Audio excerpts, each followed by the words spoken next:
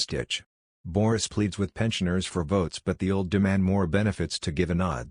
Boris Johnson has been given a firm ultimatum to back pensioners as the Tories hold on older voters' slips amid allegations of sleaze and breaches of COVID-19 restrictions. Results of a recent poll found older generations and those living in more rural area, which would traditionally be expected to favour the Tory party, are more likely to be impacted by recent lockdown party rumours and lobbying scandals.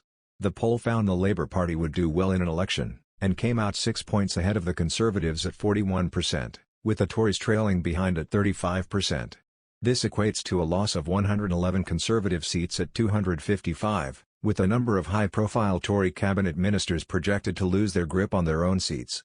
Now, following the damning poll, the Prime Minister has been urged to back pensioners or risk losing the next general election in 2024, if not sooner. One fan, known as Trevor Rommenford, commented, "Time to do a massive U-turn, Boris, and ditch anti-pensioner, anti-motorist ideology and get back on your manifesto track. Or leave number 10. The choice is yours." Ron from York also said, "We all expect MPs to be crooked, but robbing pensioners of their rightful pension increases we will never forget. Tories are toast." Mark at 27 added, "It's very little to do with drinkies at number 10 or COVID, it's all about broken promises to pensioners and Northern Railways, not to mention that the North overwhelmingly voted Leave and yet that's still not being fully delivered. Those red wall seats are not going to be held with policies like those." Another reader said, "Not just the North, everybody I know would never trust him. Time for UKIP and Reform to join forces. I did not vote for the Green Party. And with Kerry Johnson as Prime Minister, that is what we have got."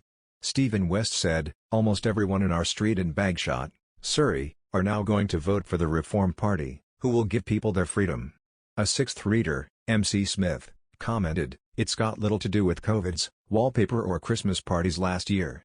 It is to do with inheritance tax, falling pensions, rising prices and total incompetence in dealing with the EU. Number of pensioners affected by increase." London Town added, "Get Brexit done or you will lose the next general election." The poll analysis showed that the Prime Minister himself would lose his seat of Uxbridge and South Ruislip. Environment Secretary George Eustace, Scotland Secretary Alistair Jack, COP26 President Alok Sharma and Wales Secretary Simon Hart would all be in the firing line. The poll, sampling 10,000 people, was carried out by campaign group 38 Degrees, Survation and Professor Christopher Hanreddy of Royal Holloway.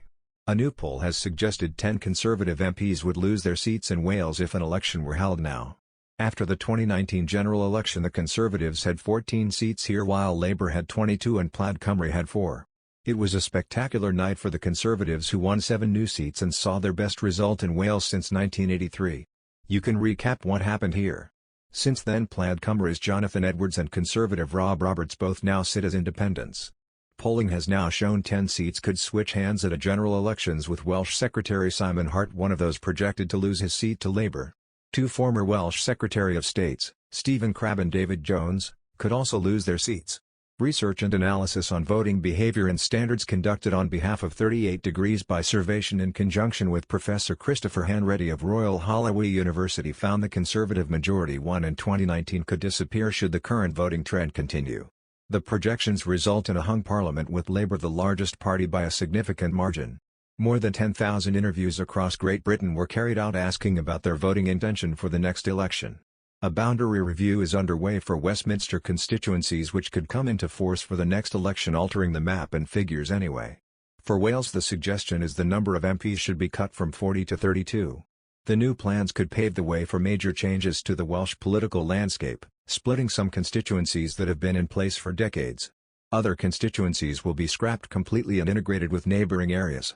It means the 2 Pembrokeshire seats are reduced to 1, effectively pitting Stephen Crabb and Simon Hart against each other.